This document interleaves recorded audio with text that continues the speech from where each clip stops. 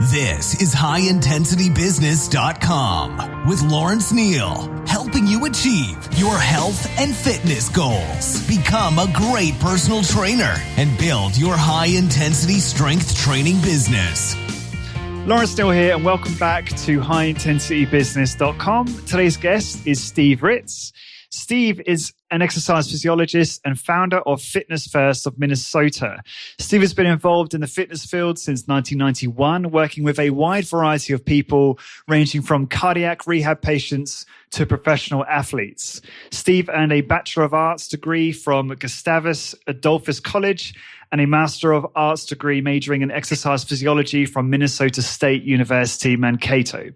He is also certified through the National Strength and Conditioning Association as a certified strength and conditioning specialist. Well, that's a bit of a mouthful. Some highlights in his career as a fitness professional include assistant strength and conditioning coach for the Minnesota Vikings and training both major and minor league players for the Cleveland Indians organization. Steve has also had involvement in various college and high school settings, including Villanova University, North Dakota State University, Gustavus Adolphus College, and Anoka High School. Fitness is a way of life for Steve, and he enjoys educating and making it a priority in other people's lives. Steve, welcome to the show. Thanks for having me. It's a pleasure to be with you. It's great to finally talk. I know we've been trying to do this for about a year, so it's very exciting for me to finally have you on the show. As I was kind of saying before we went live, there's a lot of people out there who are either thinking about starting a high intensity training kind of business, or have a small business, and maybe they're thinking about, I want to expand and become the next Discover Strength or the perfect workout or Keys of Training or fill in the blank. But in a lot of cases, it seems to make sense that some of those business owners will be better off just having one or two studios. And some are, very content with the idea of having, one or two businesses and keeping the business, a smaller size. And certainly from talking to Luke before this conversation, he was he says very kind words about you and the type of business you've built, and said that you're a real example to some of those types of businesses, that you've kind of almost made a deliberate choice to build to the size that you are and maintain that. And I'd love to dig into that a little bit more during this conversation. I guess the best place to start, can you just talk about the genesis of Fitness First? I'd love to hear how you when you decided to actually start the business and how that all came about. Certainly. As you read in my bio, Villanova was the last collegiate or professional stop before I resigned in the fall of 1997. I really enjoyed working with the student athletes there, but the atmosphere, the organization, administration part of it was frustrating for me. So I had interviewed at West Point, the military academy, and could have had a position there, but I strung that along because I was trying to go to Stanford University. Based on the head football coach there, Ty Willingham, was the running back coach when I was with the Vikings, and I got to know him. I used to play racquetball and things with him, but they reopened the West Point. The Stanford thing fell through, so I moved back to Minnesota, not sure what I was going to do. And there was an orthodontist we've crossed paths a couple years prior, that had contacted me when I was at Villanova asking for recommendations for some training service for his son. And they lived, him, his wife, and their 4 children in a suburb of the Southwest Metro of Minneapolis, back in Minnesota. And to this day, I don't know what touched my heart with the desire to give him a call. And as we were talking, I closed out the conversation. I said, well, if there's anything I can do for you or your son, Robbie, let me know I'm back in the state. And he said, would you be willing to train Robbie? And I said, well, I don't have a facility. And so he asked if I'd meet him. MEA is a teacher's workshop, yearly workshop in October for the public school teachers in Minnesota. That's in the fall. So this was 1997, 1:30 on Friday of MEA break. I met him and his son at a community center in the community where I live right now, and opened and started Fitness First.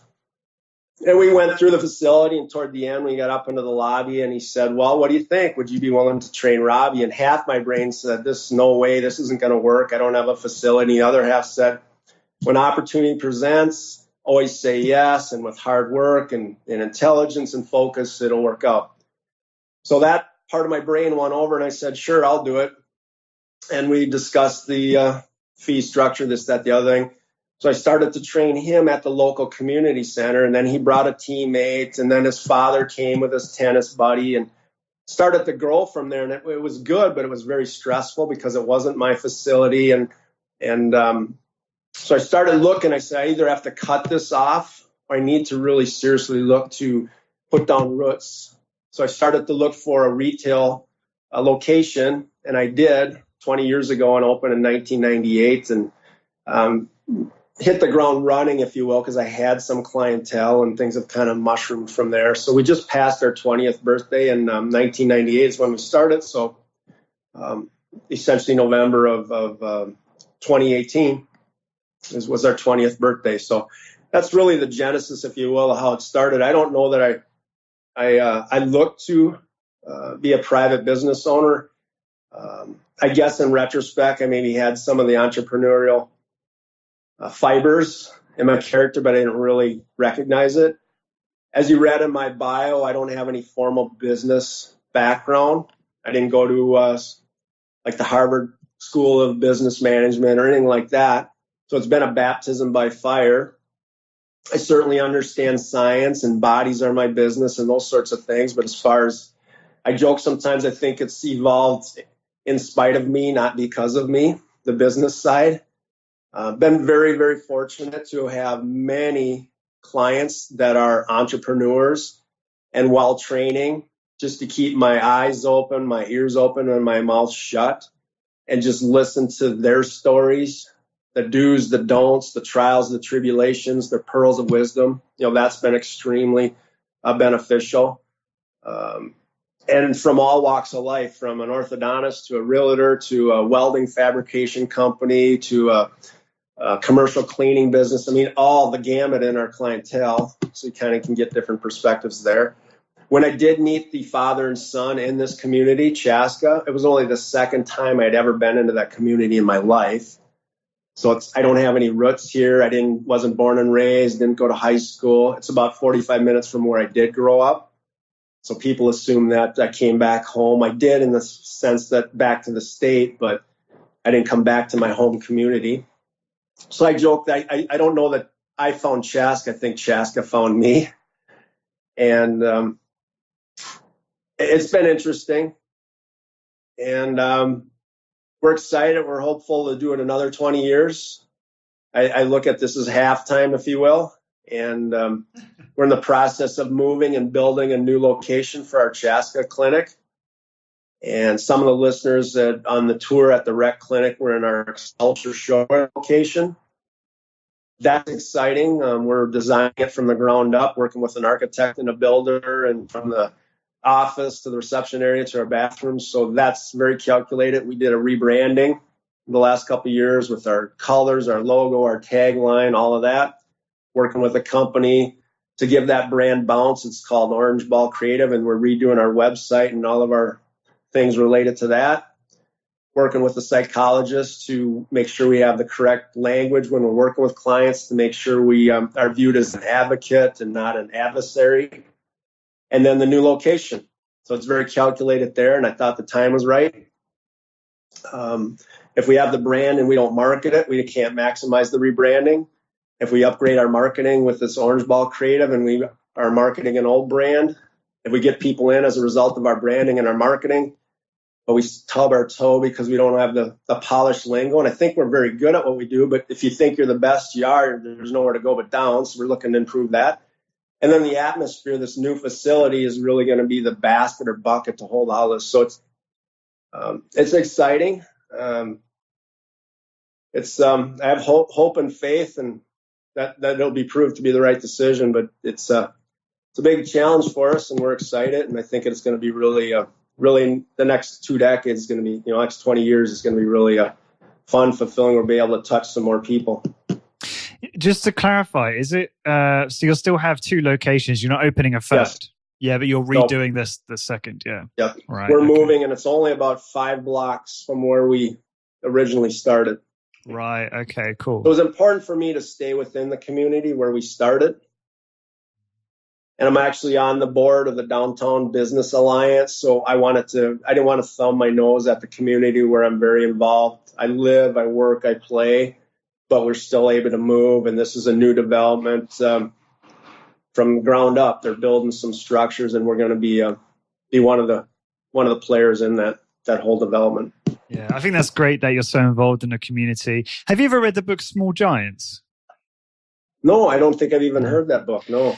It's a great read. I think you'd really enjoy it. It's all about businesses that, and this isn't necessarily to say that you're one of those businesses that deliberately didn't decide to grow, because I want to talk about that, because I may have made some assumptions there in terms of growing beyond where you are. But what they do, which is similar to what you just said, is they're very focused on community. And these are all very successful businesses, but they just decide not to scale to crazy heights. And instead, they just focus on the customer and the product and building something they're very proud of. But in almost every single example, they play a very, very prominent role in the local community in terms of giving back. And I noticed a theme here also in high intensity training. Obviously, I speak to a lot of people like you, business owners. There seems to be a common theme of this kind of wants to give back and help the community, which is really cool. And it's very interesting. So, I don't want to make too many assumptions. So have you decided with Fitness First to stick to 2 locations and continue to optimize the quality of that? Or will you in the future, do you think, open up additional locations? Never say never. I'm open to that. But you use the word quality. I really try to focus on quality versus quantity and the customer service and the relationships. One of our core values is relationships. And I think it becomes more and more challenging, not impossible, to still have that as a core value when the volume gets too large. Then people can tend to become a number. And there's some I've never trained, but I know things about everyone, and it gets more and more difficult. I don't know if that's a good thing, a bad thing. I don't know the good, bad, and ugly of that. Maybe it's a component of control on my character. I'm not sure, but I really, both personally and professionally, I'm more, as I said, quality versus quantity has always been more important to me. Even with the house I have, it's big enough, but yet I could have a bigger house, but I want a quality place that I can clean and maintain. And it's just similar with my business. More isn't always better. I would hope that so long as the values of your business resonate with your team, that as you grow, obviously I'm assuming it's relatively impossible to maintain that relationship with every individual client as you grow your business. So really it's about empowering your team or inspiring your team with those same values so that each client feels, value. They feel that personalized service. I imagine do you think that's probably the best way to achieve that? Absolutely. To create, with passionate professionals, whether they're interns or actually team members, employees, birds of a feather flock together to create that environment, create that atmosphere. I also think leadership starts from the front. So if I lead and people watch what I do, don't listen to what I say, and they'll be on board, and we'll have like-minded people on our team, and I can empower and delegate and charge them with the responsibility and the authority to implement the things we're talking about. There's no question that the more tentacles we get, because it's all ultimately about, you look at 3 prongs or points on a triangle as we want to, and none of these can work independent of the other, is I really want to touch more people's lives. And I want to provide employment opportunities for passionate professionals and want to grow the company. So to say we're going to grow the company, we can't do that without touching more people's lives or having passionate professionals. So this ties with your question. If I bring more passionate professionals on and touch more people's lives, we're going to grow the company. You can see how those 3 coordinates on the triangle work in concert with one another, providing that synergy, providing that unity. So that's really what I try to do. Is we've had countless interns through the years, and 3 of our employees are past interns, and it's all about, hey, this is what our vision, our mission, our core values are, and those that want to be a part of it, jump on board. We'd love to have you because we want to touch more people, want to provide purposeful employment opportunities for passionate professionals, and we're going to grow the company. And those 3 really, really have to work together. Do you know what? I was just thinking, to give those that perhaps don't know much about your business a bit more context. Do you want to just talk about Fitness First? Your the service you provide, some of the things that make you different, which you mentioned before we went live, just to give people a taste of what your business is all about. Well, our elevator speech, if you will, is we are an appointment-only atmosphere. It's not a come and go as you please health club community center. So next to the privacy of someone's own home, we would be probably the most private atmosphere they can have. The professionally educated instructors that we have on staff, I will put against anyone. Bachelor's at a minimum, masters. I actually myself have some foundational components in place for a PhD. I mean, we're very educated, I believe. And we use the word instructor versus trainer or any other lingo that you hear, because we really feel like we are instructing people. Physically, mentally, emotionally, spiritually, that those 4 components are important for health and well-being. And the scientific evidence-based customized exercise prescriptions that we put together for people. And again, we use the word prescription by design. We prescribe diet and exercise. If an individual goes to a physician, unfortunately, they either have a procedure performed, they get a pharmacological prescription, a med, or they get referred for procedure. We like to think that we're not the cure-all, the end-all, but we'd like to think that strength training can deal with the majority, not all, of the ailments. And we're not some quack that think there's no need for pharmacological intervention or medical intervention. So the scientific evidence-based customized exercise prescription is we prescribe diet and exercise. And then the industry-leading commercial-grade equipment. Again, the quality is more important to us than the quantity. We could have larger space or have more locations and get retail equipment at a sporting goods store, but that's not our deal either. Quality over quantity. So the appointment-only atmosphere is bullet point 1. Professionally educated instructors, bullet point 2. 3 is the scientific evidence-based customized exercise prescription. That's bullet point 3. And 4 is industry-leading commercial-grade equipment. That's our elevator speech. That's what makes us distinctly different. There's other things, but that's really in a nutshell what we pride ourselves on. And our mission supports that, our vision supports that, our core values support that. Awesome. Do you want to talk about some of the, I've seen obviously one of your locations and, was salivating at the mouth at all the different machines you have. Do you want to talk about, the types of machines you have, the brands and some of your favorites? We have Medix, Avenger, Nautilus, Hammer. Those are the main brands.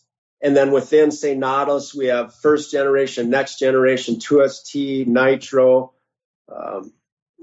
the Avenger, the plate load at the same strength as the Medix, the Hammer. Let me see, as far as favorite, it's hard. I really value all of them. That's why I very carefully or systematically research before purchasing. Again, quality. And I love our 6 leg presses, and they're all different. We have the Avenger, the Medix, and the Power Plus, Nautilus Power Plus. We have the Nautilus dual leg press, Hammer ISO, and then the Chrome. That's the other Nautilus. We have the Chrome leverage pieces, plate loaded. Not all of them, but we have those are our 6 leg presses. So the Chrome leg press, the Hammer, the Nautilus dual leg press, the Avenger, Medix, and then the Power Plus. The Chrome roll shrug, that's a leverage. I think that's a kick butt tool for us because of the versatility, the high row, the low row, the standing shrug, the seated shrug. We use it for manual activities. We have 2 rotator cuff machines. That's very unique and specialized. Trying to think. As far as favorite, that's really difficult. It's like, I think Luke said that on the tour. It's like picking your favorite child. You want to think you love all your children. But there's some that maybe I would part with if push came to shove. Some of the single joints, like bicep, tricep, because we feel like we can innovate, incorporate those with either manual or just in part of other multi-joint, lat movements, flexion movements, or extension movements. Does that answer your question as far as equipment? Absolutely did. And I remember when we were there doing the tour, I remember that question was asked and you really struggled to answer which was your favorite. But I guess, if I forget to ask you, I'm really interested at the end of this to just ask you about your personal current workout. But before we get to that, obviously, Luke was your first trainer, if I remember correctly, you saying? Yes. And I'd love to hear about what was it like, what was it like working with Luke? How was that experience? And please be honest, don't just sugarcoat it because he'll listen to this. Well, we're very similar, but in some respects very different. So I think the type A driven, headstrong individuals can sometimes be can work in concert with one another because we understand each other, but also can butt heads. I think we were very connected both professionally and personally, just because we were the only two Mohicans, if you will. So we trained each other. We trained clients sometimes together, but oftentimes independently. When I was there, I'd just be there myself. When he would be there, it would be just him. He'll tell you, I don't know how many clients or days he worked in a row at one time. I don't have it committed to memory, but I know that he probably could tell you that. And I also think that because of his personality is probably why he ventured off on his own, because he had more of the wiring, if you will, the character traits to be the hard driving, if it's meant to be, it's up to me mentality as an entrepreneur, which is why there's a fine line to have those type of people and employees also to keep them, because they're like, hey, if I can do this for someone else, I'm going to spread my wings and do this for myself. And it's hard to when you work with people, and Luke was with me for a long time, but I also can understand and respect why to scratch that itch, if you will, or to feed that passion, or to fulfill their personal voids by not venturing out on their own.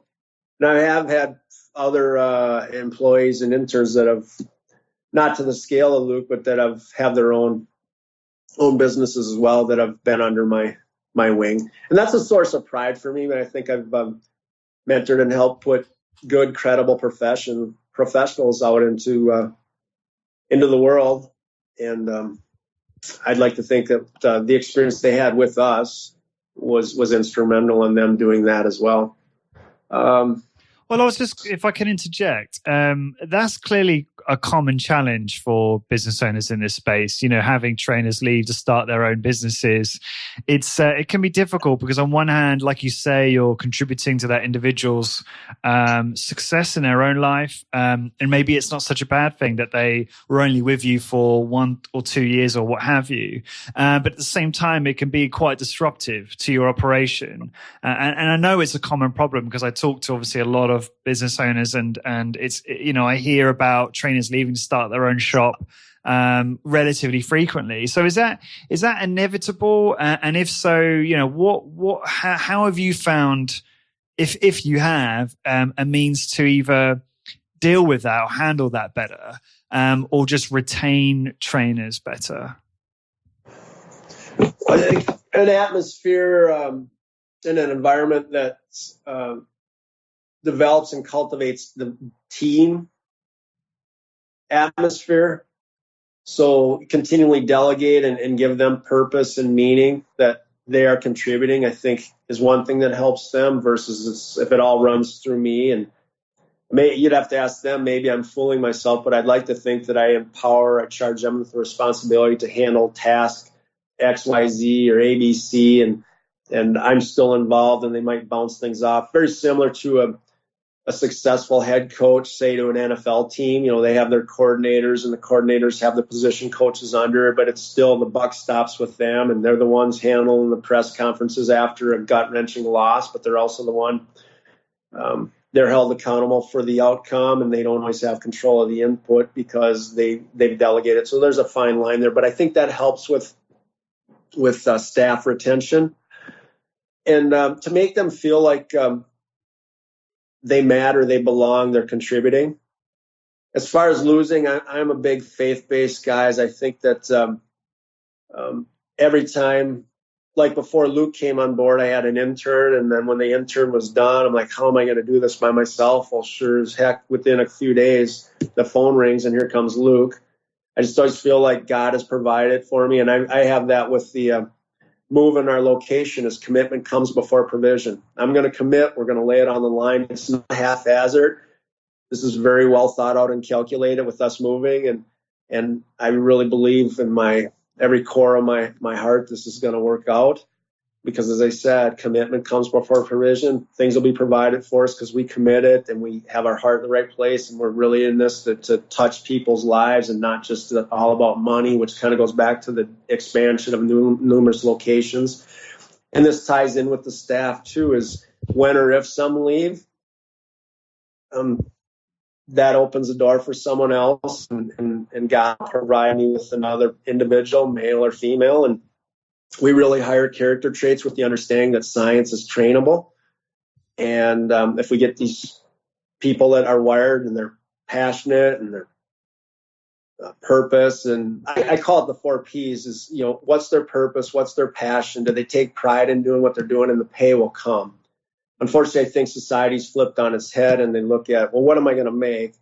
And then they're only happy every Friday when they get their check, or every other Friday. So that's really what I'm looking for as far as creating that environment. And then when or if we lose someone, to replace an individual to fit into that scope. Does this give purpose to you? And if it's just about, well, I want to help people, you could be a landscaper and say, well, I'm helping so-and-so with their landscaping. That's not enough. Let's dive in a little more specific, because is that purpose really providing, do you have passion for it? Does it create that visceral feel?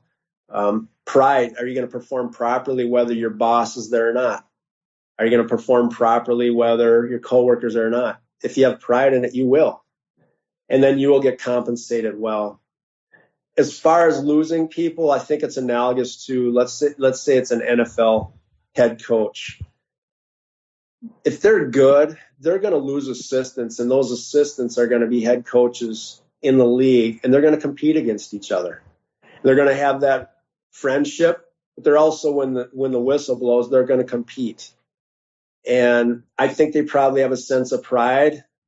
When I was on the strength staff with the Vikings, Danny Green was the head coach. Now he's deceased, but he had so many disciples out into the NFL.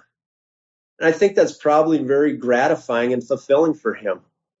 He mentored, he cultivated, he gave opportunities, and he groomed them and put them in a position to be successful. I think parents want to do that too. It's hard to lose their children, but if they've groomed them through 18, 20 years, 22, is that they've helped them, give them the necessary tools to transition to the next chapter in their life. So hopefully all of that answers your question, but to me, that's about the staff. And yeah, no, I think you have a wonderful attitude. I agree with most of what you said, to be honest. And, I think one, I guess, tip that comes to mind is something I learned from Luke is, Luke was very kind to spend some time with me, almost a year ago now, basically going through Discover Strength's entire hiring process. And that was a part of a Q&A that we did inside the membership. And he really went into detail in terms of, the different steps in the process and all the questions they ask and why they ask them and all of that stuff. And I can't obviously, recall the details now, but I wonder if in there is obviously a way to qualify out those who would be intending to start a business in their own business in 6 to 12 months, because that's not very win-win at the end of the day. Although obviously if someone's going to start their own business in 2 to 3 years, perhaps that's completely different. And there's no issue in them joining as a trainer, so long as that, I feel that communication needs to be quite transparent between the trainer and the business owner. Would you agree with that? Yes, I think it's important for clear, concise, heartfelt conversation to take place. I think that I certainly expect that and would respect and understand that someone would provide that to me. And I think that door has to swing the other way, that I do that to them as well. And I think sometimes people don't really realize what their next chapter in life is going to be, and they didn't even realize when they worked for so-and-so that they were going to have a fire lit to go off on their own. Maybe they thought they'd do that, and it's like, hey, now that I see what it's all about, that's true. No way. Yeah. I don't care to be. There's lifelong. Again, I'll go back to football. There's lifelong assistants or coordinators. They never have been head coaches, and they really don't have any aspiration to be a head coach.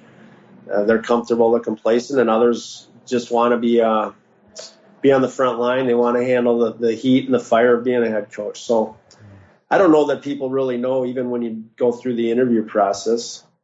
I'd like to think we have some system to it, but I also don't want to be, too structured and tangible things. Some of it's just conversing with people, and our heart and our stomach usually determine what our head hasn't discovered yet. It's just the feel we get from people. I mean, and follow our gut. It's like, because that oftentimes gets to the answer before our head does.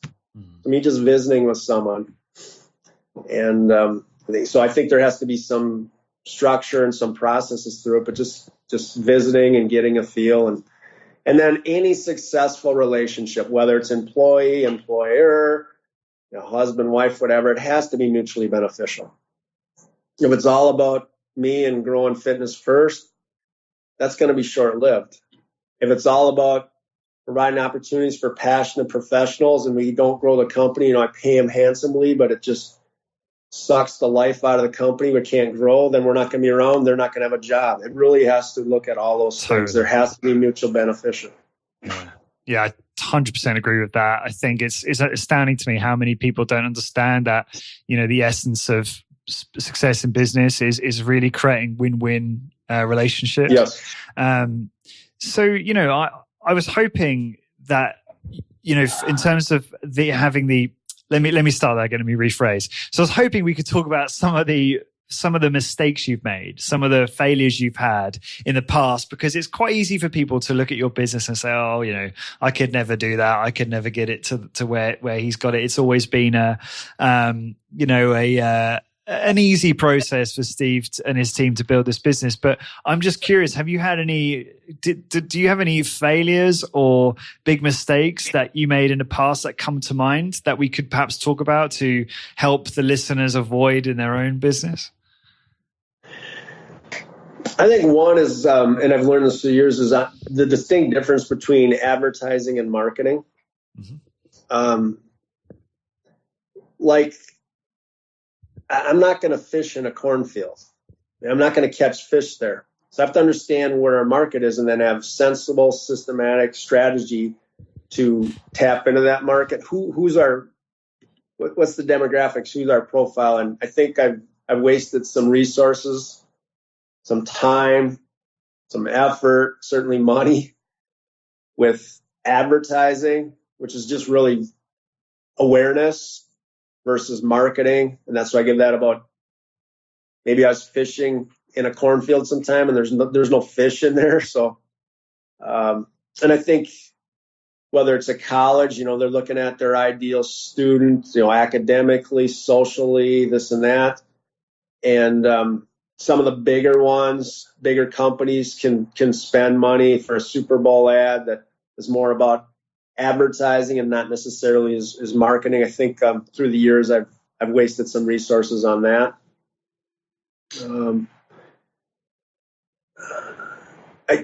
There hasn't been any real big hiccups, I don't believe. There might be some missed opportunities, and I wouldn't know because maybe I've been too analytical, too calculated, too systematic, too anal, and I've stunted some growth and some opportunities that were there just because of my strategy, both personally and professionally, and my personality. Then I'll never know because my crystal ball is as muddy as anyone else's. Did I leave some meat on the bone because of my approach? Sometimes I think about that maybe I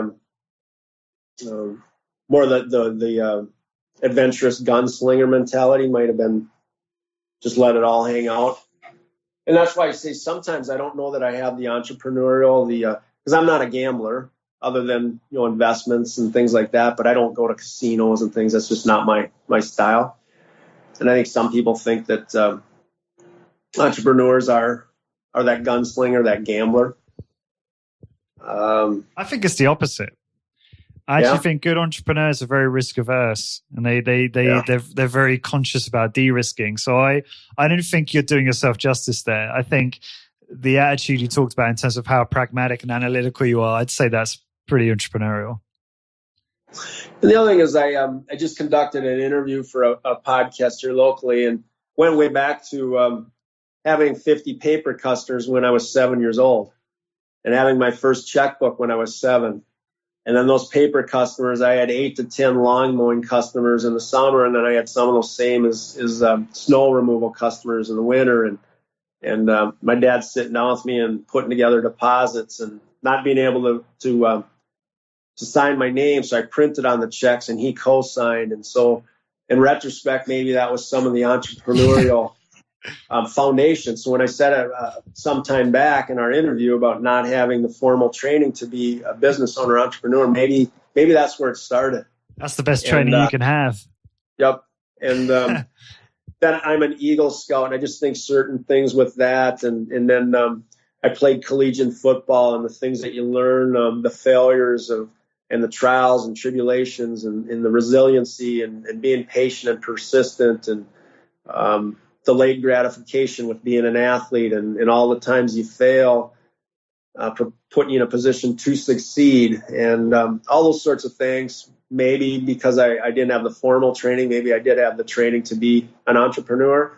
And sometimes we can't recognize in ourselves what others from the outside can. And so when you said you beg to differ, I can respect and understand that because I can't see me and I can't see my path as well. But when you get older and I look back, I'm like, well, maybe I was a little entrepreneur informing when I was 7, 8, 9, 10 and doing the lawn mowing and setting up fee structures. And as Luke, you talked about, I've really tried to run the business in recession mode, if you will, so that when those things happen, not if, they will. That's the natural capitalistic cycle that economies go through. And then the risk averse, some people might think the thousands of dollars we spent on our rebranding and the thousands we're spending on our website and the thousands of building our own dream home, if you will, because from the paint, the tile, the carpet, to the ceiling, to where we're going to put the windows for my office, all that. I mean, going through all that, and some people are like, man, that's way more risk than I would ever have. I'm excited about it. I have faith and trust. I think it's going to be proved to be the right decision for us. Again, we're going to be able to touch more people's lives, and with that, we're going to grow the business, and we'll have hopefully more need for passionate professionals and grow our team. Yeah, and I'm sure you'll have a ton of success. Now, I have to ask you some follow-up questions on that. What does recession mode mean? Like, how does that? What does that mean in terms of what you do in your business and how you operate? Well, you use the word, I don't want to misquote, but about being very calculated and analytical and processes. I think that's what recession is. Instead of just going off haphazard, like, okay, this is what I'm going to do. This is how and why. And having that why well thought out instead of just being haphazard. That's the frustration with not to make this political, but there's certain politicians that put the wish list together. It's not necessarily needs. This is what they want. And then they go to the taxpayers to fund that versus others say, this is the bucket we have. Now, how are we going to divvy up this bucket? We're going to put some to this societal need. We're going to put some to this, this, and this. Same with the business.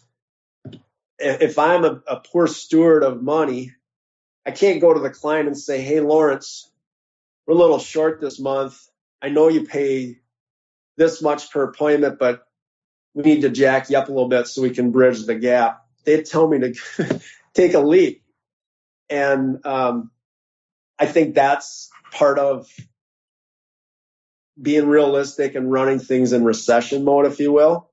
So when, not if, when the dips, the roller coaster goes down. Okay, that's how we run things even during the good times. Yeah. And then also, growth requires a temporary surrender of security, both personally and professionally. I think if we want to grow fiscally, if we want to grow physically, which goes to the style of training that we use, and I believe most of your listeners, is we don't train to produce, we train to stimulate. Well, that stimulation is surrendering the temporary surrender of comfort and security. So if we want to grow fiscally, we want to grow physically, we want to grow mentally or intellectually, we want to grow emotionally, we want to grow spiritually, we have to surrender the comfort of status quo. But also, if we go too far, too fast, we cut our own throats, if you will. So there's a balance there. And again, I said a while back, is our heart and our soul determine that what needs to happen before our head does sometimes. But also want to make sure we make decisions based on needs and not wants. We want to make sure that, are we responding emotionally? Are we responding logically? Playing that out in my head is part of what goes into my flow chart as I proceed through a decision. Is this a logical, well thought out, or is this an emotional response? So I think all those sorts of wirings are important to proceed in the fashion that we are. Yeah, I think that was a wonderful analogy you used, comparing growth to strength training. I've not heard that before. That was really good. I kind of get what you're saying. I guess I'm just wondering, are there any specific, you don't have to obviously talk numbers or anything like that, but are there any specific practices? You talked a bit, that was almost quite philosophical what you said there in terms of like a mindset, but are there any specific practices that you do in your business to ensure that you are recession proof all year round? I don't know, maybe I couldn't think of any off the top of my head, but is there anything you do that might be different to some of your colleagues in terms of your operation or practices or what have you? Well, colleagues is a little difficult because I don't know what's going on the inside of their four walls. That's why I brought up about the political parallel. Is this is what I have, and how are we going to be good stewards to spend that to touch more people's lives instead of saying, well, I'm just going to go off and we'll do this, this, and this, and hope it cash flows. I think there's a few mistakes that entrepreneurs make. First of all, this is kind of a joke, is the two most overrated things in life are natural childbirth and owning your own business. I think people just think it's going to be peaches and cream and daisies and dandelions and all that, and it's not. People say, I want to do this because I want to be my own boss. I'm like, wrong answer. I am not my own boss. The clients are my boss. So true. The employees are my own boss. I'm not. The other thing is people say, hey, I want to do this because I get paid what I'm worth. I'm telling you, I could probably get paid more if I went into a clinical, like I worked as a physiologist in a hospital or clinic, but that would kill me. I would not be happy, which goes back to the 4 Ps. I would just have a tough time having passion for that because that's not where my heart lies. And undercapitalization, which ties to the core of your question, is I think those are some mistakes that entrepreneurs have. Is I want to be my own boss. I explained how I think that's false, misleaded, and ill-advised. I want to pay myself what I'm worth. I think that's just a delusion. And undercapitalization, which again I think goes to the recession mode, is making sure that we have things thought out for the raining day. The other thing I personally do is I keep business and personal separate. And my personal financial statement, I don't count the value of the business at all. I also don't count my home. I have my own stuff. And I've learned that with my team of financial experts, my financial advisor, my accountant, is many entrepreneurs, that's going to be their retirement. That's going to be their parachute. That's going to be their nest egg. And then they're just shocked and saddened at the end of their career. They realize because they're emotionally connected to it, it's not worth what they think it's worth. And they think it's worth more because it's their baby. But it's only worth what someone's willing to pay for it. And they aren't going to pay. First of all, someone's going to try to beat you down. And second of all, is it really as valuable? Because one of the main assets for a service industry, like we're talking here, training, is as myself or Luke, and if I'm gone, and it's at the risk of sounding arrogant, it's self-promotional, what is there still the same value? We have capital, we have equipment, but anyone listening out there knows that we're going to try to get beat down. I'll give you 25 cents on the dollar for it. And you're like, no way. This Power Plus leg press, I'd bring this to bed with me if I could. I love this thing. Well, that's us. And we have to find someone that has that same passion for it. Like, this thing is what I'll get. I'm like, were you crazy? I've already thought about that in 20, 30 years, what I'm going to do with this equipment. I just love it. I mean, even if I pulled the pin and didn't keep business going, like, there's no way I'd get rid of this stuff. What would you do with it then? What's I don't the know. plan? I suppose I'd build a little pole barn and shed and just get some buddies and we'd train each other. I'd give them a key or put a padlock. I mean, I feel like I just wouldn't want to get rid of it. And so where was I going with that? About separating personal and professional. Is because I guess I expect the worst as far as value of my company at the end, but hope for the best. But I'm not planning on it. And again, I think that's part of back to your recession things. This is not my retirement plan. This is not and I was told that years ago is, take money out and set up some other asset, some other nest egg. So things, and that's kind of the recession mode too. Now also, I have the strategy where I don't liquidate, I leverage. So what I mean by that is when I've taken money out and put it into investments that are well advised, I have a great team of financial advisors, accountants, bankers, and they've been very, very, very involved with me moving and building this new location. I've gone back to them. They probably like, Steve, how many times can we tell you that you're well positioned to do this? Do it. But I just had to double check and triple check. That's my type A. I always say I'm type AAA. I'm not type A, I'm type AAA. But I want to make sure the T's were crossed, the I's dotted. And the psychologist that we work with said, Steve, I think that's a sign of humility. If you were just saying, I'm going to open here, and he asked me, did you talk to your banker? Well, no. Did you talk to your advisor? No. Well, I did. And the reason I could do this is because of the strategy I had is I have money there that I can leverage to do this. And the leverage approach to me makes sense. And I've been advised to do that because that fund, if you will, can continually grow, but I also can grow my company by leveraging it. Versus if I liquidate it, I lose the growth potential of that bucket just to grow the company. And again, I think that's wrong. So I got growth going different directions. You got a little mascot there? Little dog, or you got a dog or a cat? Yeah. Or a cat? Could you hear the claws on the floor? No, I can see it in the mirror there. And I saw you look over. Yeah, is it a dog or a cat? Yeah, yeah.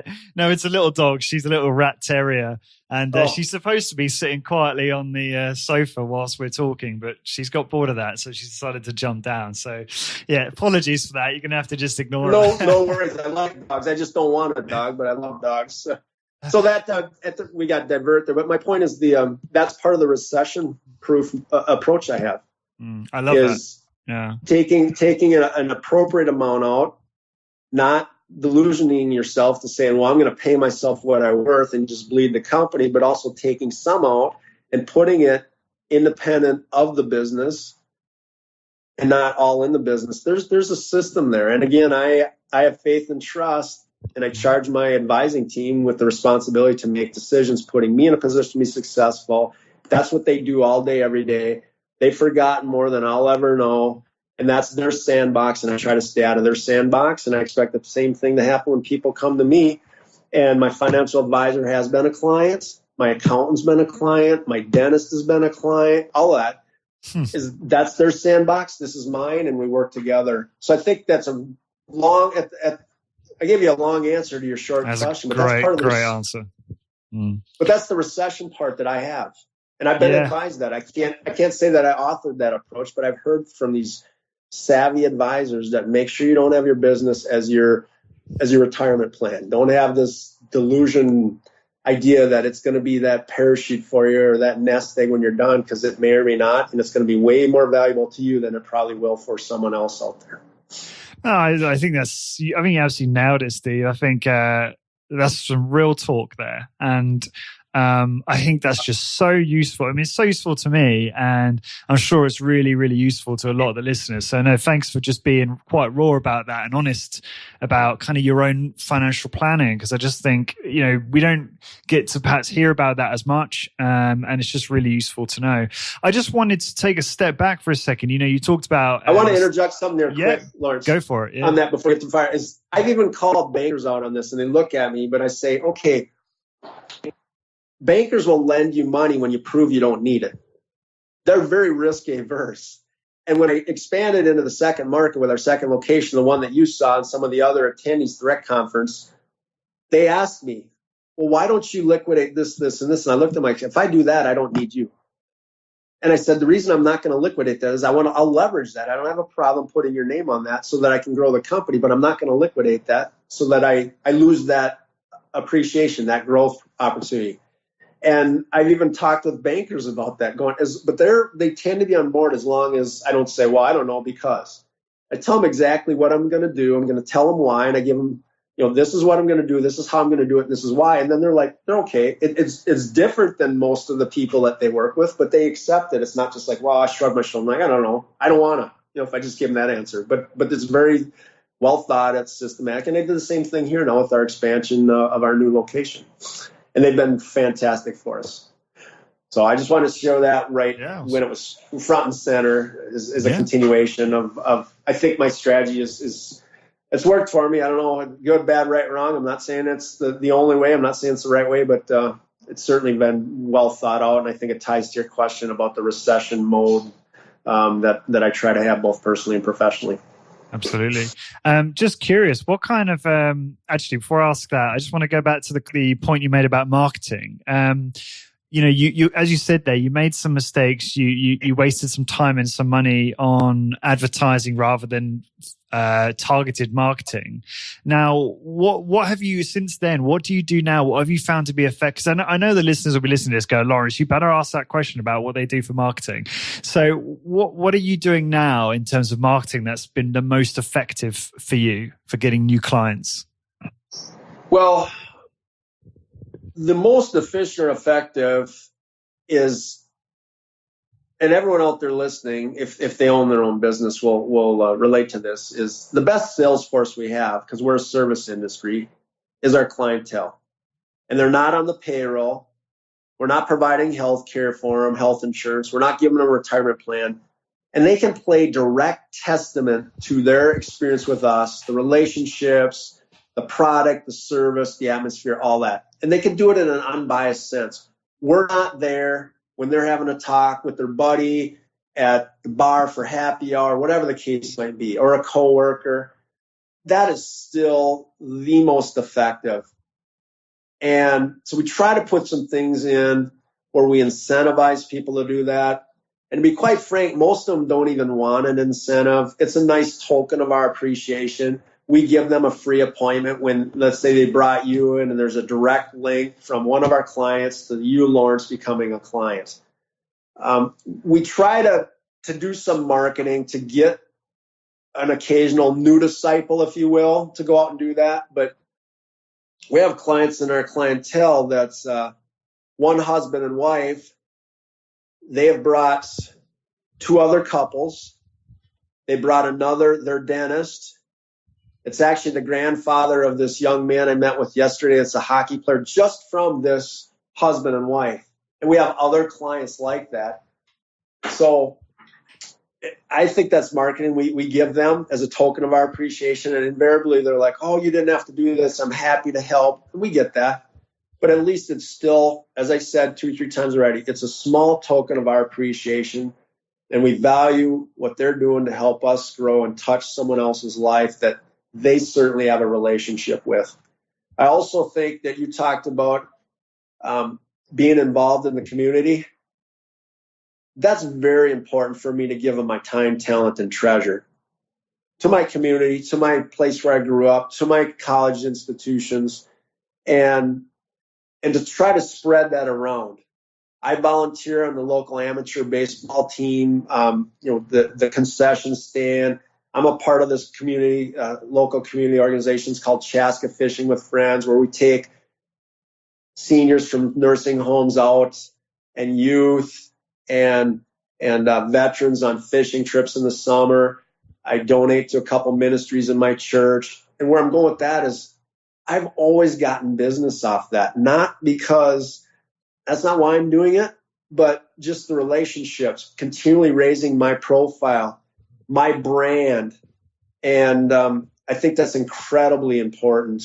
And you said that you've heard other companies that say that. I just think that, this is Luke would relate to this, but B&I as givers gain. I mean, we give of our time, our talents, and our treasures, and people say, well, I'm doing that free.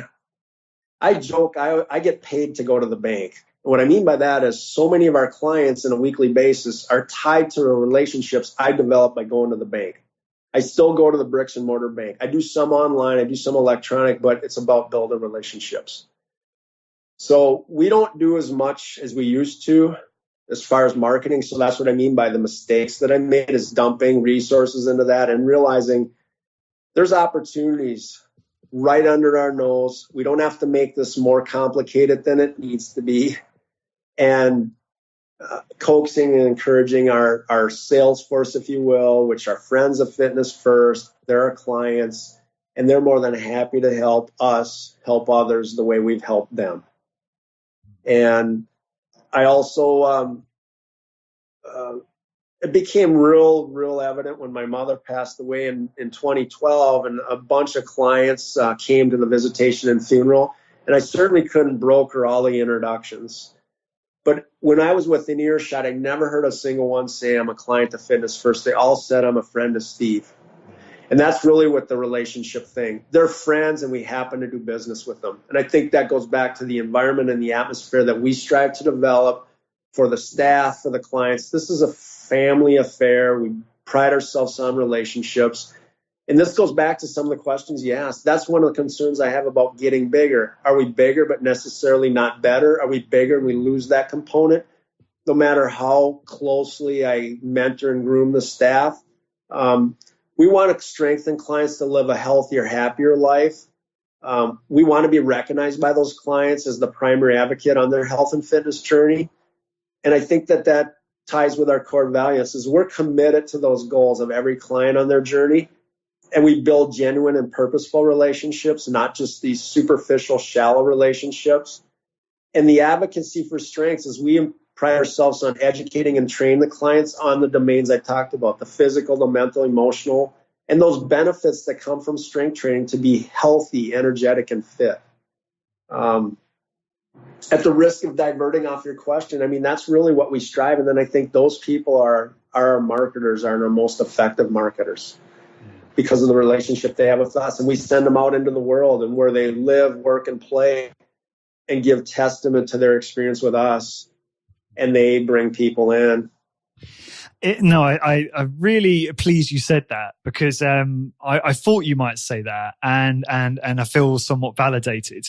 But I think the thing is there's nothing wrong with marketing tactics. So with our colleagues investing in means to get more clients through the door, i.e., radio advertising or Facebook or Instagram.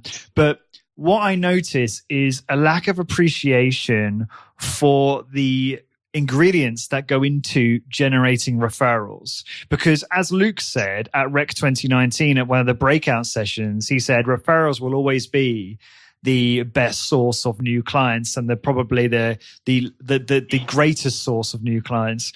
And as he said multiple times on my show, if you're not absolutely nailing customer service and delivering an amazing experience and a great service when they come through the door, that should be the most important part of your business, and that is your most important marketing tactic. So I'd love to hear, maybe I said it a bit there, but I'd love to hear your thoughts on what goes into the ingredients that actually generate referrals in your business. I know that's a big question, but I'd love to know what things you find really important that do help generate referrals. Again, it goes back to the relationships. If we have deep, meaningful relationships with our clients, and they, in conversation, throw out a statement about, I'd really like to get my fishing buddy in here. He complains about his back and this and that. And then we pounce on that, if you will, and say, that's fantastic, Lawrence. And we have referral cards. Would you please consider giving this to your friend? No cost, no obligation. Have him come in. Maybe you want to come in with him. He wants to come with you. Just like yesterday, this 21-year-old, he came in with his grandpa to train, and it was free, no obligation. We gave him a guest train, and so he can make a more informed decision about our product, our service, our atmosphere, our environment. It's a 21-year-old kid, and his grandpa's, I think, 72, 73. So he might initially be thinking, I'm not going to. He's staying with Grandma and Grandpa. His mom, dad, and sibling are over in London for the year. He's over there for 2 years on business. And like, I'm going where Grandpa is. As cool as Grandpa is, he's still 72. But he comes in, and we're like, no, we are distinctly different because we can customize and we can cater to your needs, just like your grandpa's. So again, the answer to your question is we really try to be, and I try to teach the staff, be very attentive and diligent about those direct, indirect, or subtle statements during the appointment in the relationship that we develop with these clients, and then professionally are proactive to capitalize on that and say, hey, Lawrence, thanks for sharing that.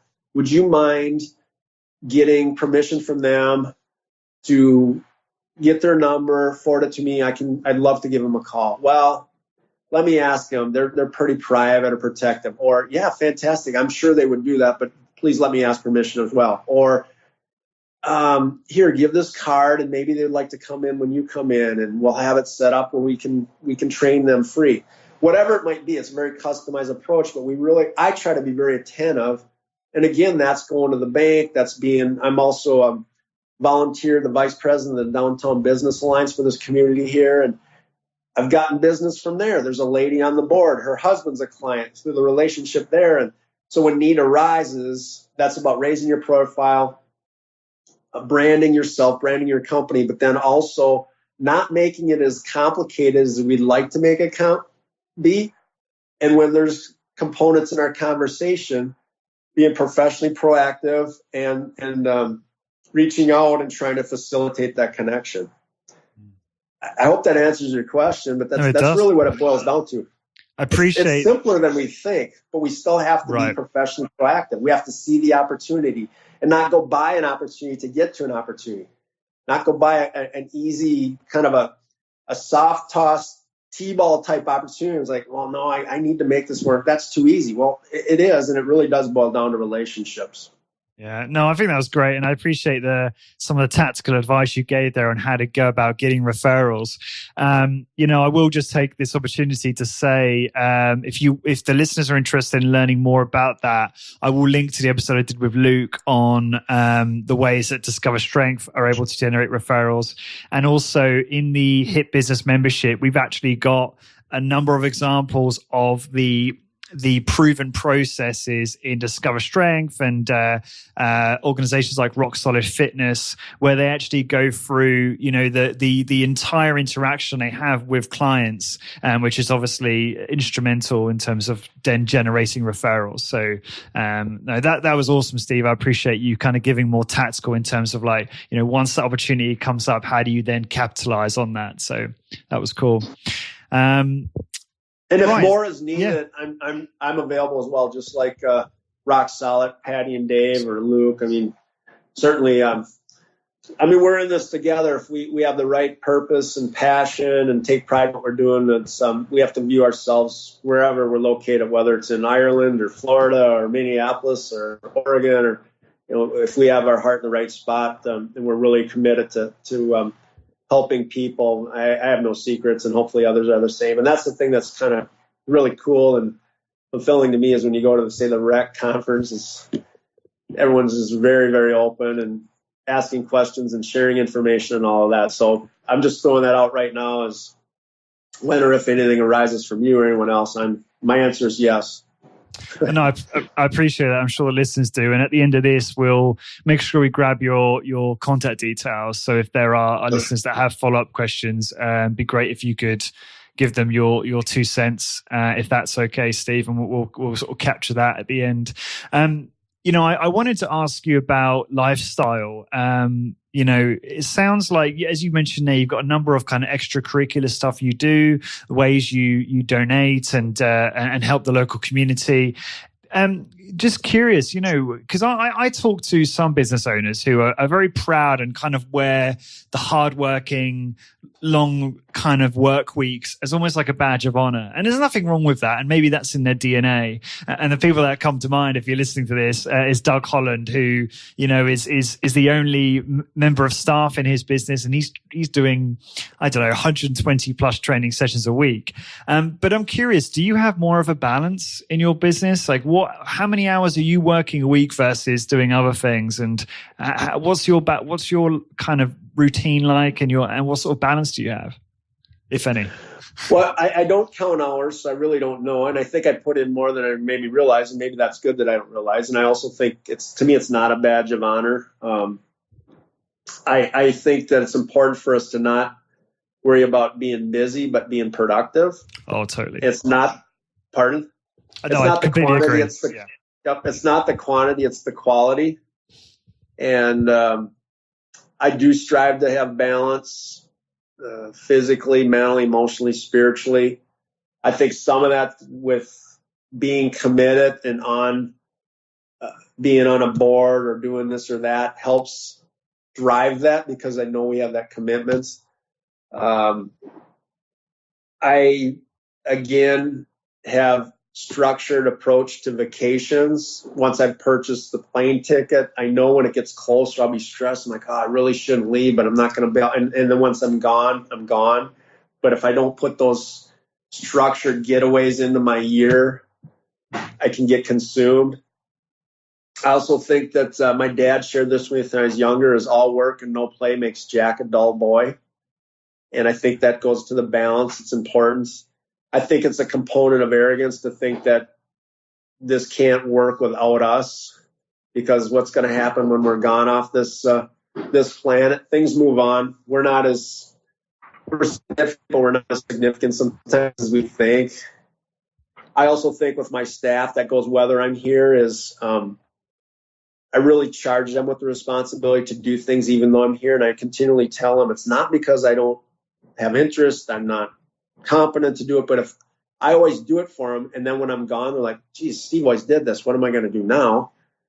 And there's 3 approaches I have when I am gone. Is if I've done a good job and put them in position to be successful, they should be well groomed to handle anything that may occur when I'm gone. If I didn't, then shame on me, not on them.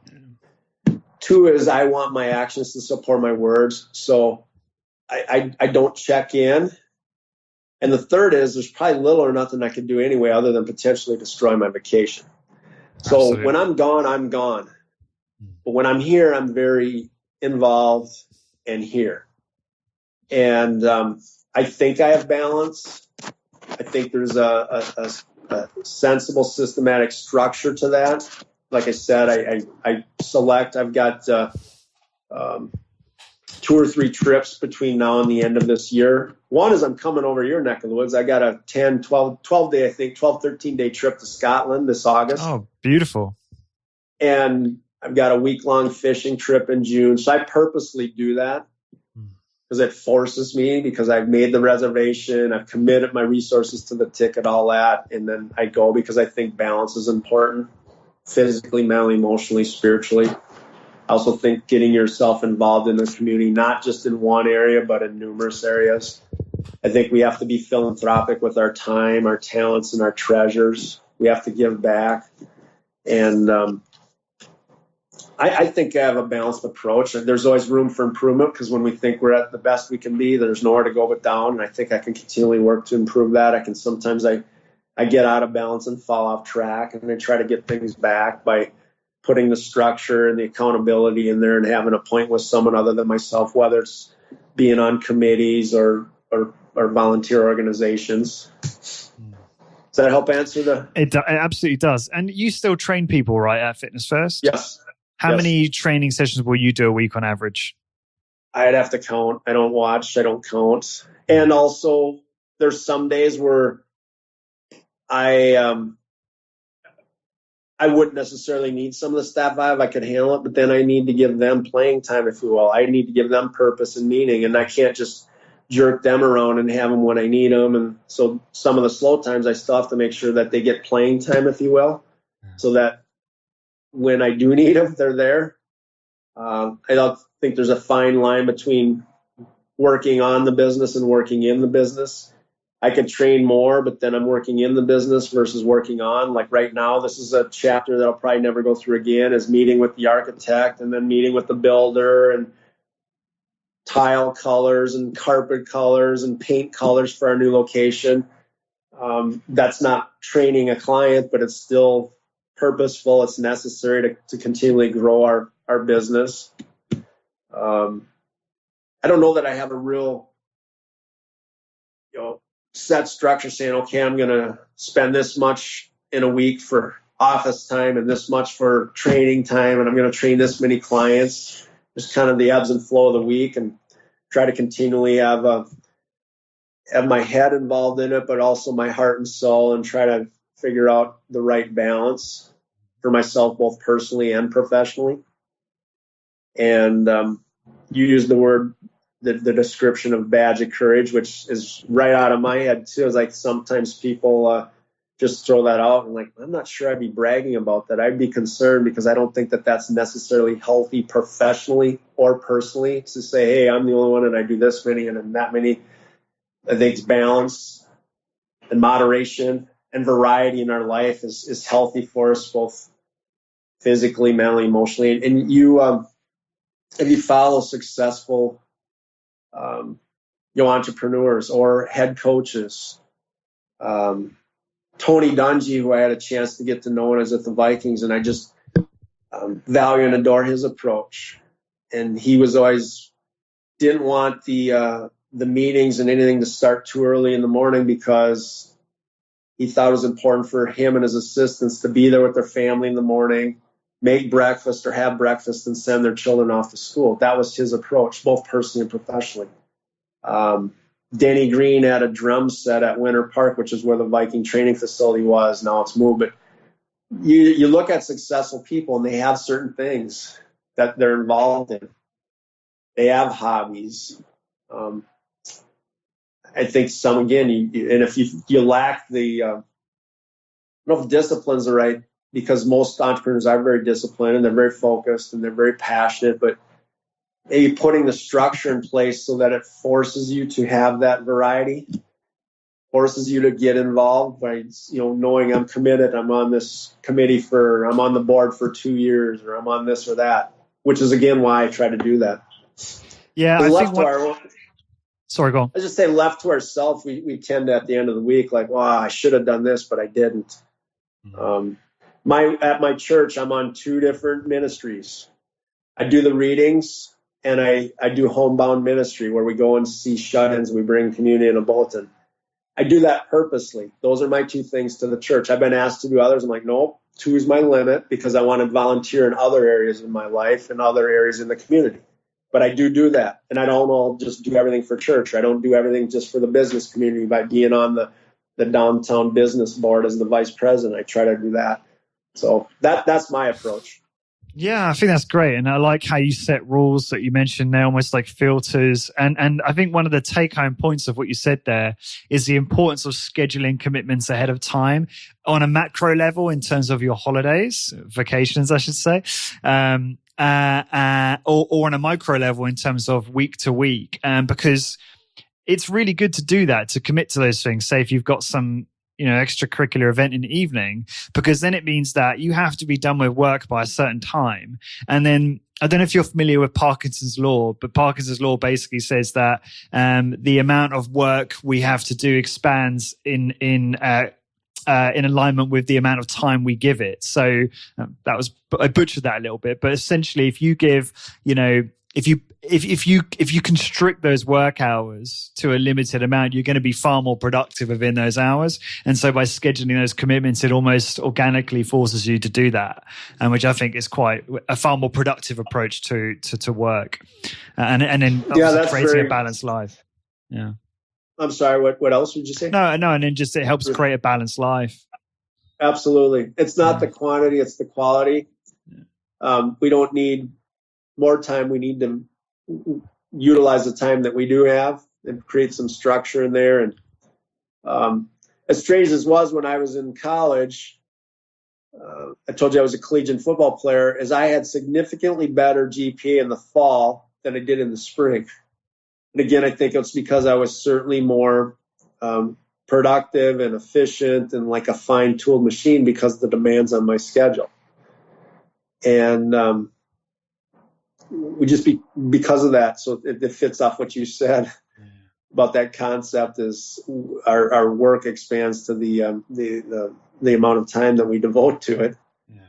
And if we have less, we actually get more done because of the condensed. And I hate that with me, but that's certainly I can play direct testament to that strategy. Is I work very well, and when there's a deadline and things are condensed and time crunched, and I certainly, and I try to, as I said, put structure in to force those deadlines, force those commitments, because left to myself, it just, more time we have, the more time we waste.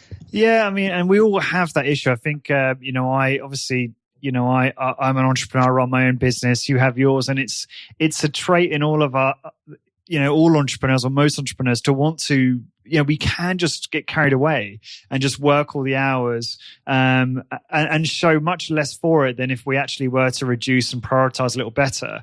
And it's almost like, it's almost become quite neurotic. It's almost a neuroses to want to be busy all the time, to the feeling of productivity it gives you.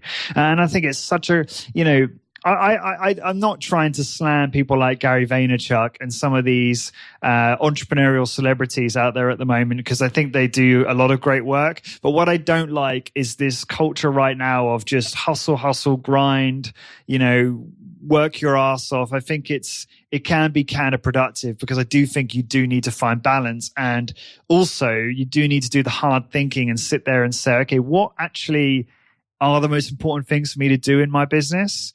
And what should I prioritize, and what do I want to stop doing? Because I think we also do a lot of stuff that is really, really unproductive, like, spending time on social media and calling it marketing when really you're just liking cat videos and wasting time.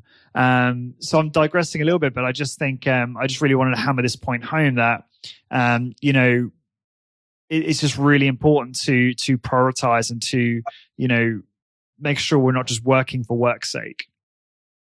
And that's what I said, being productive and not just being busy. Yeah, absolutely. Anyone can be busy, but are we really productive? Is this tangible return on our investment of time? And the most important asset we have in this world is time. And that's our exchange mechanism. It's time. It's not money. It's time. And it's not the quantity, it's the quality of our work. And no, I understand what you're saying, whether it's, you said social media, or we try to lie to ourselves saying, well, this is productive and this is marketing, or this is this and this is networking. In reality, if it's not measurable, then it probably is not. And I'm guilty, just like you said, you are, just like us. We've been working on this for, 13 months? I mean, from the rec 2018, about doing this interview. And I just didn't, and I felt badly, I just didn't put it on my calendar, just be a little more structured, and it started to eat at me. I'm having it on my list. I keep a running list, and I just put the corporate interview. It's been on my list ever since the rec conference of 2018. It just wasn't a forced firm deadline. It's always easy to push us to the next week, and then the next week, and then the next week, and next year, like, oh my gosh. And I thought that this year when the clinic's coming up, and I'm like, I'm going to see you again. And I just were you worried about that? Yep. One is just because I don't think that's right. And I like to be a man of my word, and I like to do let my actions speak louder than words. And I really just strung this along, but it's just out of sight, out of mind. I just didn't make it happen. And then when you'd email and the emails would scroll down off the screen, next, it gets buried because you get emails every day. And then, I would get your email again, like, oh, dang it. But so my point is, I'm not immune to that. I'm not trying to profess or project perfection. We all are guilty of that. And having an appointment and a commitment with someone other than ourselves, or whether it's, like I said, my vacations are very structured in the fact that I have reservations. I either have money down, like this Scotland trip. And to be quite honest with you, that the timing of it is not very good because the construction of our new place is probably going to be done in there. And I'm off vacationing. And if I knew that, I probably wouldn't have booked this trip. But you know what? When the world's not going to implode, the part of my world is not going to implode. It'll be here. It'll work out. And to be honest with you, having that firm deadline of trying to get some things done before I leave for Scotland might be better than anything, because I got that forced, and we'll get it done and probably have a kick butt vacation because of that. Or it just doesn't work, and then right when I get back, we'll do it.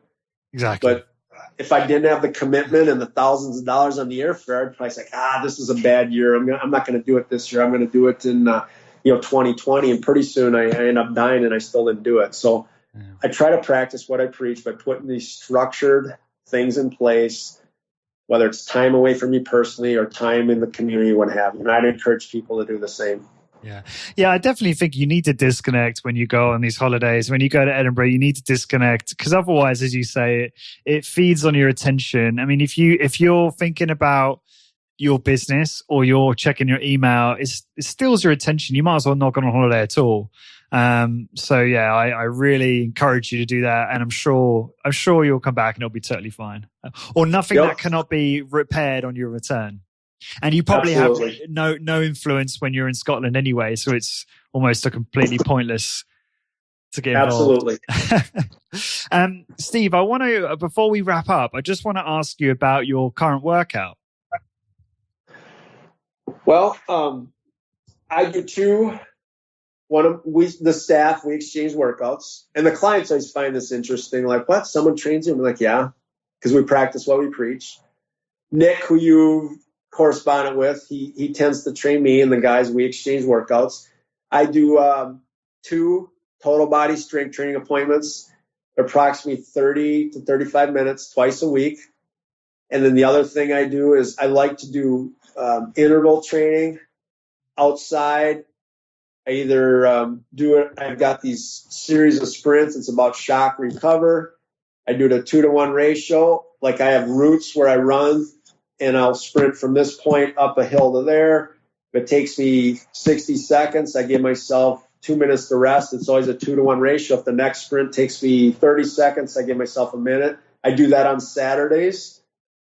And if you put a tabulator at all that, it's probably about 2 hours of training a week.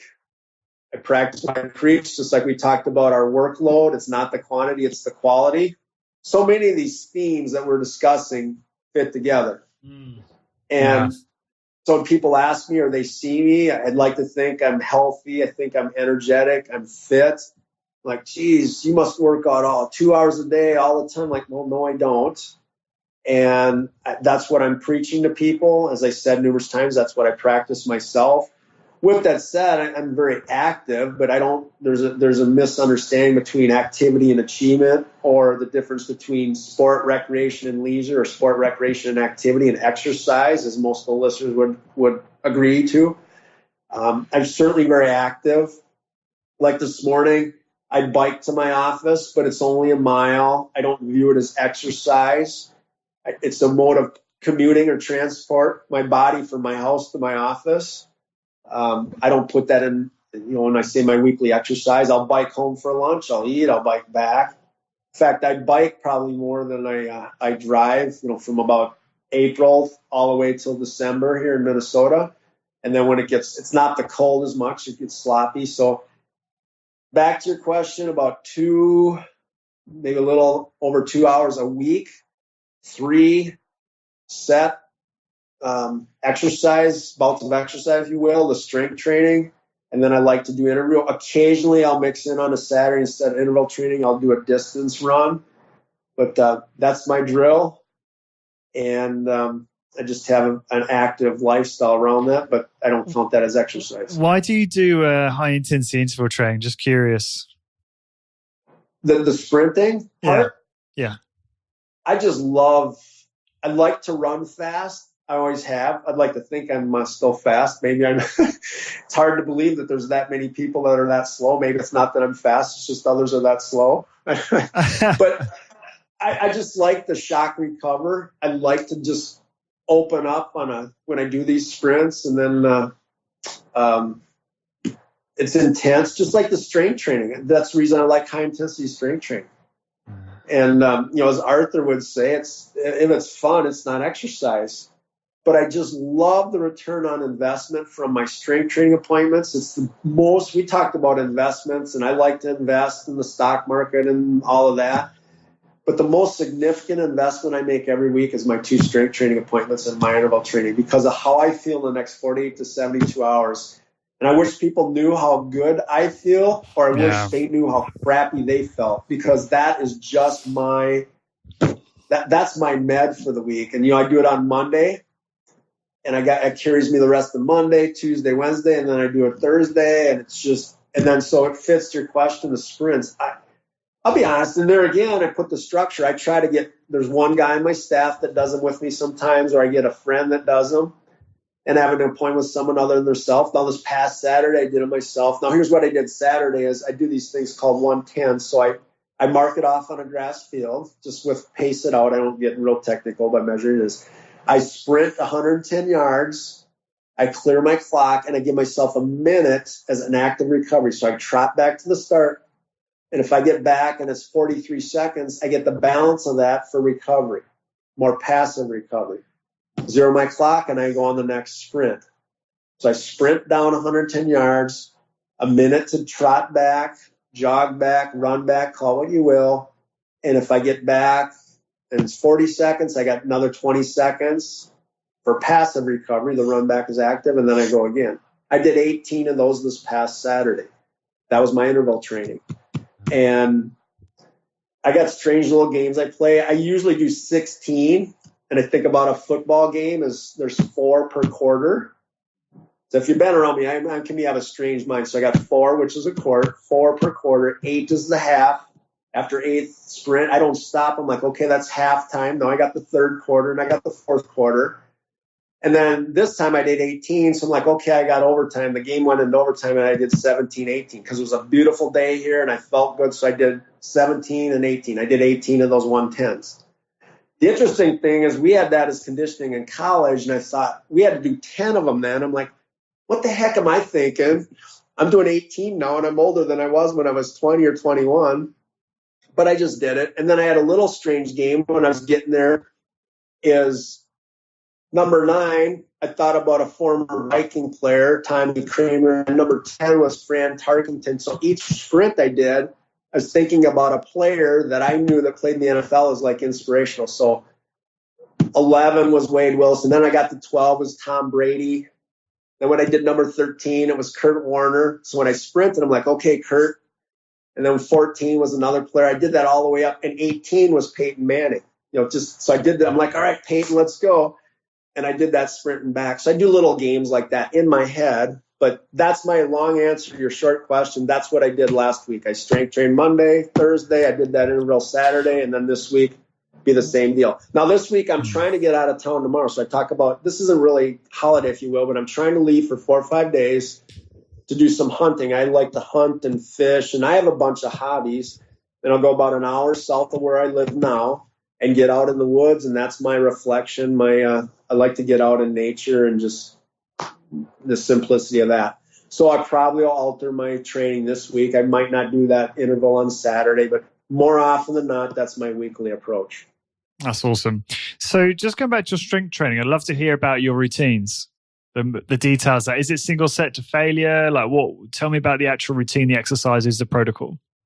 Not necessarily single set. We use overload protocols, and basically that's the artistic expression of the scientific principles. So what I mean by that is we always try to have that the time in which the tissue is under tension is 60 to 75 seconds. So we use overload protocols that have names. So whether it's Fab 5, so we do 5-second concentric, 5-second hold in the midpoint, and 5-second eccentric. That's a 15-second movement.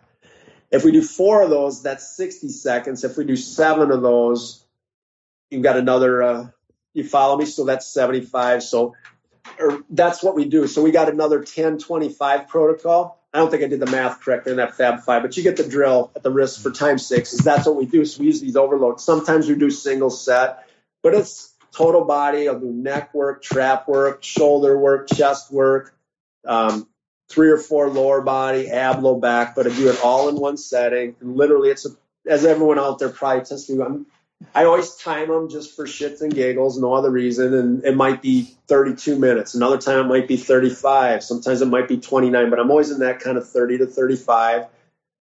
Nick writes it for me. I do something different every time. I don't have a set.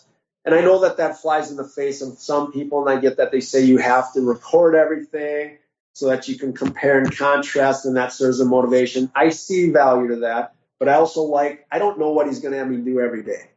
And when I train on Monday, he'll write it for me later that Monday because I usually train about 11 a.m. our time. So when we're done with appointments right before lunch. And I have no idea what he's going to do. I understand the approach. I understand the philosophy, but I just don't know the specific activities or protocols.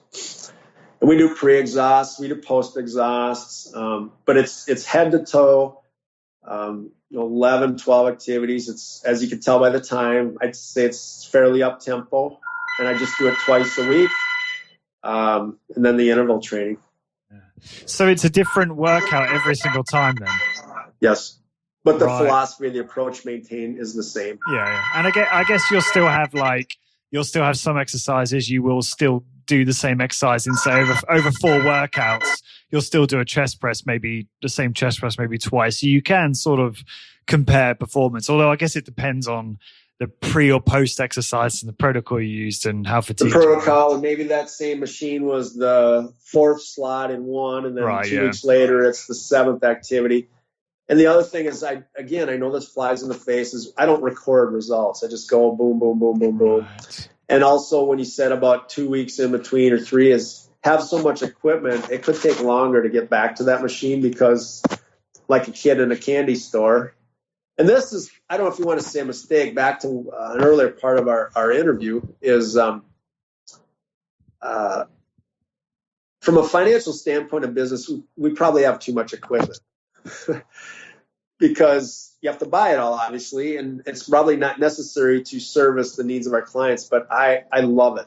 And between the 2 locations, probably I'd have to count sometime, but maybe 70 pieces. I think Luke has said this to me, and I think he said it on the tour, is that probably there's very few that have as much equipment as we have. I think, do you remember him saying that on the bus tour at the rec clinic? Yeah, I remember him saying that, and I was just blown away by the tour of your facility. So yeah. And you saw that place, but we have again as many pieces at our other location. And back to and that's why if we ever close, I'm like, I don't know what I would do with it all, because I really wouldn't want to, or it'd be like you hear about people that they're close to their death and they have family heirlooms or they have keepsakes. I would maybe either give or sell these pieces of equipment to someone that I would almost interview them, like, okay, are you promised that you'll keep this piece? And you promise that you won't sell it to a scrapper or send it into the metal grinder. I want to make sure that you continually help humans by using this piece as the designers and the engineers wanted it to be used. That's really what I think about. I don't think of this as my equipment. I think about it as I was charged with the responsibility to be a good steward, to touch human beings with this equipment and really be a messenger for the talents that the designer and the engineer put forth to design the equipment. I could have all this equipment in a storage unit and it'd all be perfect and pristine and no scratches or no nicks. And our equipment's very, very, very, very well taken care of. but that's not what it's designed for. So in answer you back to, it's like, I don't know what I'll do with the equipment when that time comes because I'm so protective with it. And I'm get off tangent here, but when you ask about the training, we have so much equipment. So it might be a few weeks before I even use another piece again, because like, okay, what are we going to use this time? We have numerous checks machines. We have numerous shoulder, and we have numerous, the 6 leg presses and all that. So do you ever take extended periods off training? Do I take times off? Yeah, time off. Yeah. Well, yes, but I think it goes back to one of the other questions about taking time to just get away on holiday or vacation. So like this week, if all goes well and I leave town tomorrow, I might not train tomorrow, which I normally do Monday, Thursday, or I'll do it early. And because I'm gone until next Monday, I probably won't do my interval training on Saturday. So I do have sprinkled times off just by the nature of my personal lifestyle. Or when I go over to Scotland, I doubt if I'll train. And I know some people in our industry that travel and they like to see, reach out to someone and say, oh, I want to see your place. Will you run me through it? And I get that. But also, like you said, if I'm checking my email or I'm doing that, then am I really, truly, completely disconnecting? Yeah. If I make these stops, if I make these tours, even training in the fitness facility in the hotel, because that's what I do personally, but it's also what I do professionally. Am I really disconnecting by training in the hotel when I'm on vacation or holiday, as you call it? So that's an answer to your question. I think that through a 12-month period, I get those dead times, I get those rest recovery times, I get those recuperation times just with my vacations and the time to disconnect personally. I also get the training breaks built in. Awesome. Steve, this has been a lot of fun. I really appreciate you coming on the show. What's the best way for the listeners to contact you and find out more about you? I'll give a few. I'm always a flesh, blood, face-to-face type guy. So if they're ever in the Minneapolis, St. Paul area, call me, stop in. If they can't do that, call me just to visit over the phone. If they can't do that, they can check the web and email. So I'll give them different avenues here. Is the central line is phone number is 952-448-4322. Again, area code 952-448-4322. If they want to visit, they're in the area, want to coordinate a get together, the answer is yes. I'll do whatever I can. Email is sritz@fitnessfirstmn.com. So Ritz, just like the crackers, RITZ, @fitness, first is spelled out, MN for Minnesota.com. So Ritz @fitnessfirstmn.com. And our website is fitnessfirstmn.com. They want to check our website. We do have a contact tab on our website that goes to our contact page. Eventually I get that. That's not my direct email. So they have a phone number, an email, our website. And I truly mean the answer is yes. If they want to stop, we'll do it. If I'm not around, we'll coordinate with the staff member. If they want to talk, call me. They want to email, whatever, I'll do whatever I can. We're in this together, so I'd be happy to help in any way, shape, or form. That's awesome, Steve. Thanks for that. And I'm sure everyone's grateful that you're so, generous with your time and helping people. What was I going to say? Yeah, all the contact details that Steve just mentioned there will be all on the blog post. If you didn't catch all of that, don't worry. And to find the blog post, please go to highintensitybusiness.com/fitness first. And for all episodes, please go to highintensitybusiness.com/podcast. And until next time, thank you very much for listening. Discover how to achieve your health and fitness goals, become a great personal trainer, and build a successful, high-intensity training business. Check out highintensitybusiness.com. highintensitybusiness.com.